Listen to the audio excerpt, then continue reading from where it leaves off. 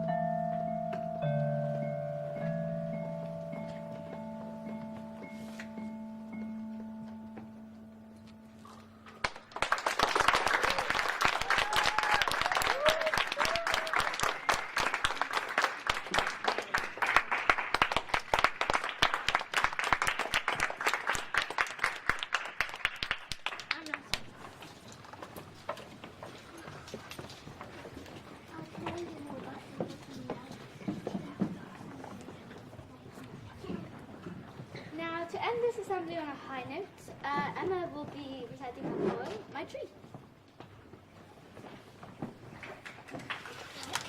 My tree had a pea, but the pea looked like a flea.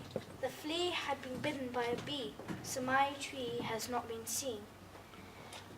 The flea and the bee looked like a T, because they were hanging upside down.